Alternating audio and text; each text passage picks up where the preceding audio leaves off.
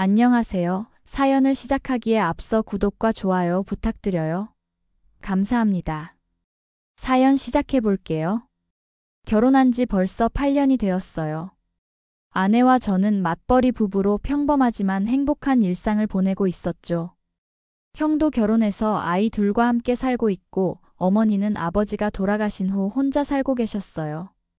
아버지가 돌아가신 지는 벌써 3년이 되었는데 그 후로 어머니는 많이 외로워하시고 건강도 예전 같지 않으셨죠. 어머니는 평소에도 당뇨가 있으시고 혈압약도 드시고 계셨는데 몇 달 전부터 부쩍 몸이 안 좋아지셨어요.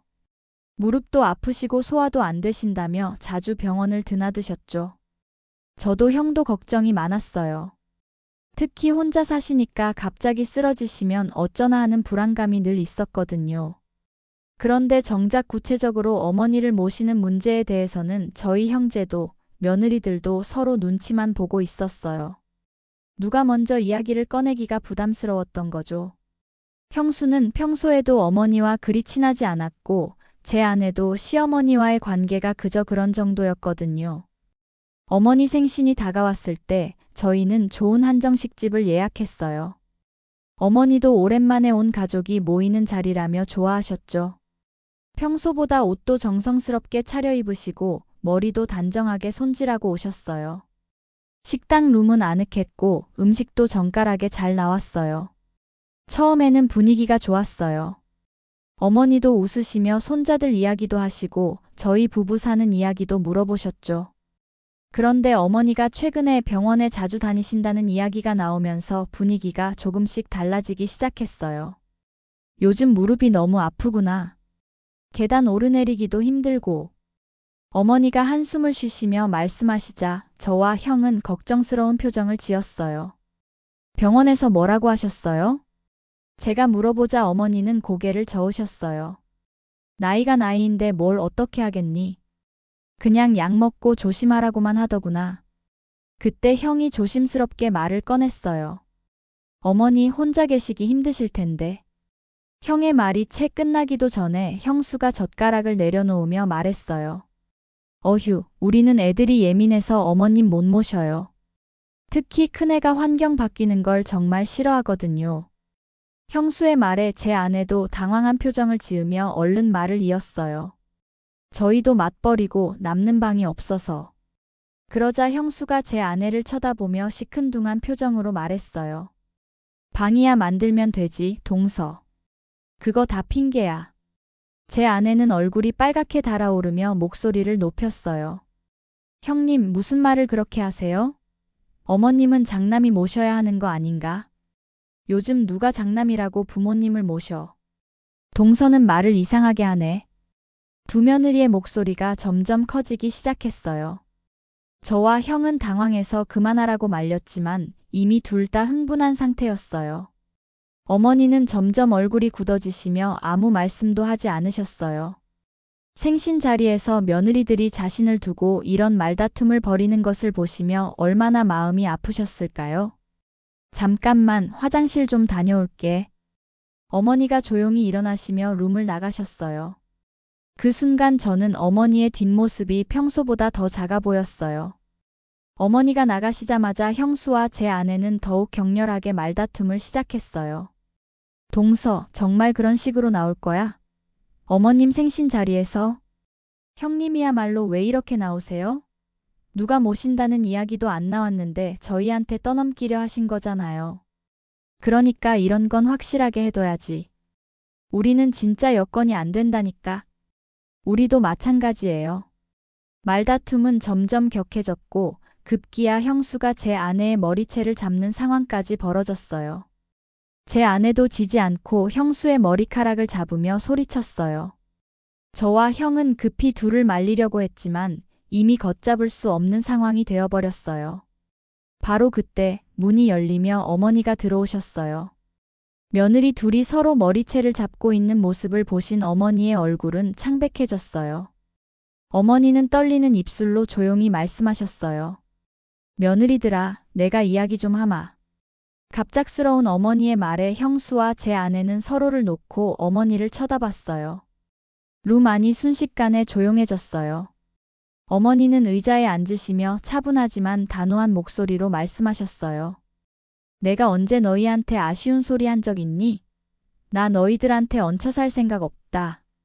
나도 내 몸 하나 건사할 능력 있고 하고 싶은 것도 많아.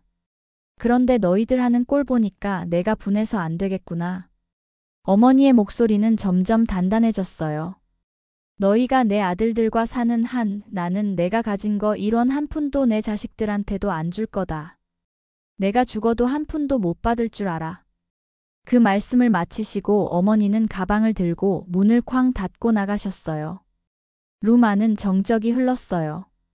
형수와 제 아내는 서로를 어색하게 쳐다보며 아무 말도 하지 못했어요. 저는 급히 어머니를 쫓아가며 아내에게 말했어요. 먼저 집에 가. 나중에 집에서 보자. 어머니를 모시고 댁까지 가는 차 안은 무거운 침묵으로 가득했어요. 어머니는 창밖을 바라보시며 한참을 우셨어요. 내가 이런 취급을 받을 줄은 몰랐구나. 어머니의 작은 중얼거림에 제 가슴이 먹먹해졌어요. 어머니를 댁에 모셔다 드리고 나서 저는 한참 동안 어머니와 이야기를 나눴어요. 어머니는 아버지가 살아계실 때 이미 노후 준비를 탄탄히 해두셨다고 하셨어요. 아버지의 보험금도 꽤 나왔고 예금도 넉넉히 있으시다고 하셨죠. 너희 아버지가 정말 꼼꼼한 사람이었잖니. 우리가 늙어서 자식들한테 손 벌리지 말자고 했었는데. 그런데 아버지가 없으니까 며느리들이 나를 그런 식으로 보는구나. 어머니의 서러운 목소리에 저는 할 말을 잃었어요. 어머니 정말 죄송해요. 다 제 잘못이에요. 아니다. 이건 내 잘못이 아니야. 사람 마음이 원래 그런 거야. 집에 돌아와서 저는 아내와 큰 싸움을 했어요. 어떻게 어머니 생신 자리에서 그런 말을 할 수 있느냐고 당신이 그런 사람인 줄 몰랐다고 소리쳤어요. 아내는 처음에는 변명을 했어요. 형수가 자꾸 그런 식으로 말하니까 자기도 왠지 약이 올랐다고 잘못한 건 알지만 순간 화가 났다고 했어요. 하지만 제가 계속 추궁하자 결국 아내도 솔직하게 말했어요. 사실 시어머니를 모시는 게 부담스럽긴 했다고 그래도 그런 식으로 말한 건 정말 잘못했다고 사과했어요. 며칠 후 형에게서 전화가 왔어요. 형수와도 엄청 싸웠다고 하더라고요. 그런데 형수의 반응은 제 아내와 달랐어요. 형수가 뭐라고 했는데 어머니가 돈이 얼마나 있길래 그러시는 거냐고 묻더라고. 어머니가 숨겨둔 재산이 있던 거냐고. 저는 어이가 없었어요. 사과는커녕 어머니의 재산부터 궁금해하다니. 형, 그래서 뭐라고 했어? 내가 너무 실망해서 아무 말도 못했다. 정말 애들만 아니면 이혼했을 거야. 형의 목소리에는 깊은 상실감이 배어 있었어요. 그런데 신기한 일이 벌어졌어요. 그 사건 이후로 형수의 태도가 180도 달라진 거예요. 갑자기 어머니께 안부 전화를 드리기 시작했어요. 일주일에 2~3번씩 전화드려서 몸은 어떠시냐고 필요한 건 없으시냐고 물어봤어요. 어느 날은 한약을 지었다며 어머니 댁에 가져다 드렸어요. 평소 같으면 상상도 할 수 없는 일이었죠. 어머니는 형수의 갑작스러운 변화를 더욱 괘씸해하셨어요. 저것 봐라. 돈 냄새 맡으니까 태도가 바뀌네. 어머니의 말씀이 틀리지 않았어요. 형수는 분명히 어머니의 재산을 의식하고 있었거든요. 제 아내는 며칠 고민하더니 결국 어머니께 찾아가서 사과를 드렸어요. 정말 죄송하다고 그런 생각을 가진 자신이 부끄럽다고 진심으로 빌었다고 했어요. 어머니는 한참을 생각하시더니 아내의 사과를 받아주셨어요. 하지만 여전히 서운한 마음은 남아 계시는 것 같았어요. 몇 달이 지나면서 흥미로운 일들이 벌어졌어요. 어머니의 건강이 부쩍 좋아지신 거예요. 그 스트레스 많았던 상황이 정리되고 나니 오히려 컨디션이 회복되신 것 같았어요. 어머니는 평소 하고 싶었던 일들을 하나씩 시작하셨어요. 동네 친구들과 국내 여행을 다니기 시작하셨어요. 여행이 이렇게 재미있는 줄 몰랐구나. 너희 아버지 살아계실 때는 바빠서 제대로 다녀보지도 못했는데. 어머니는 여행 사진을 보여주시며 정말 행복해 보이셨어요. 오랜만에 보는 어머니의 밝은 모습이었어요. 그런 어머니를 보며 저와 형은 오히려 안심이 되었어요. 어머니가 우리에게 의존하지 않고 독립적인 삶을 사시는 모습이 자랑스럽기도 했죠. 어머니, 조금이라도 건강할 때 그 돈 다 쓰고 가세요. 저희한테는 한 푼도 안 주셔도 되니까 어머니가 하고 싶은 거 다 하시고 즐겁게 사세요. 제가 그렇게 말씀드리자 형도 고개를 끄덕였어요. 맞아요, 어머니. 우리는 우리 살 길 찾을 테니까 어머니는 어머니 인생 즐기세요. 어머니는 우리말에 빙그레 웃으셨어요. 한편 형수는 여전히 어머니께 잘 보이려고 노력하고 있어요. 하지만 어머니는 형수의 그런 행동들을 다 꿰뚫어보고 계세요. 반면 제 아내는 그 사건 이후로 정말 조심스럽게 행동해요. 진심으로 반성한 것 같아요. 어머니도 제 아내의 변화를 인정하고 계세요. 지금 생각해보면 그날 식당에서 벌어진 일이 우리 가족에게는 전화점이 되었던 것 같아요. 겉으로는 화목해 보였지만 속으로는 각자의 이해관계만 계산하고 있던 며느리들의 본심이 드러난 거죠. 특히 형수의 경우는 정말 실망스러웠어요. 어머니를 모시기는 싫어하면서 어머니의 재산에는 관심을 보이다니. 그런 모습을 보며 형도 많이 상처받았을 거예요. 하지만 제 아내도 크게 다르지 않았죠. 비록 그 순간에 실망스런 모습을 보였지만 나중에라도 진심으로 반성하고 사과했거든요. 그런 아내의 모습을 보며 저도 다시 한번 믿음을 가져보기로 했어요. 어머니께서는 이제 정말 자유롭게 사시고 계세요. 여행도 다니시고 평소 배우고 싶었던 서예도 배우기 시작하셨어요. 동네 복지관에서 하는 프로그램에도 적극적으로 참여하세요. 나이 들어서 이렇게 재미있게 살 수 있는 줄 몰랐네. 며느리들 덕분에 정신이 들었어. 어머니는 오히려 그 사건을 계기로 더 당당해지신 것 같아요.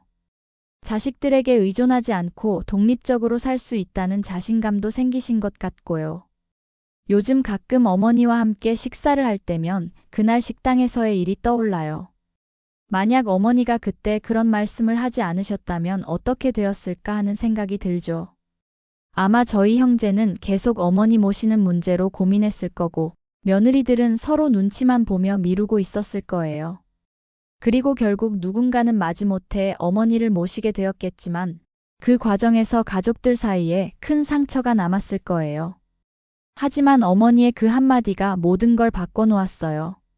며느리들은 자신들의 속마음을 드러냈고 어머니는 자신의 삶을 스스로 책임지겠다는 결심을 하셨죠. 지금도 형수는 어머니께 잘 보이려고 노력하고 있지만 어머니는 이미 형수의 본심을 다 파악하고 계세요.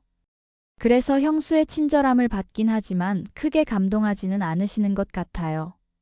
사람 마음이라는 게 한 번 드러나면 다시 숨길 수가 없어. 어머니의 말씀이 맞아요. 그날 형수가 보여준 모습은 절대 잊혀지지 않을 거예요. 요즘 어머니는 정말 활기차게 사세요. 친구들과의 여행 계획을 세우시고 새로운 취미도 찾아서 즐기시고 있어요. 그런 어머니를 보면서 저는 오히려 안심이 돼요. 어머니가 우리에게 의존하지 않고 독립적으로 사실 수 있다는 게 얼마나 든든한지 모르겠어요. 물론 언젠가는 어머니도 나이가 더 드시면 도움이 필요하실 때가 올 거예요. 하지만 그때는 의무감이나 부담감이 아니라 진짜 사랑과 효심으로 모실 수 있을 것 같아요. 그날 식당에서의 사건은 우리 가족 모두에게 큰 교훈을 주었어요. 가족이라는 이름으로 서로의 진심을 당연하게 여기면 안 된다는 것, 그리고 진정한 효도는 의무가 아니라 마음에서 우러나와야 한다는 것을 깨달았거든요. 지금 생각해보면 어머니의 그 충격적인 고백이 오히려 우리 가족에게는 신의 한 수였던 것 같아요. 모든 게 겉으로만 평화로웠던 관계를 정리하고 각자의 진심을 확인할 수 있는 기회가 되었거든요. 어머니는 이제 누구에게도 미안해하지 않고 당당하게 사시고 계세요.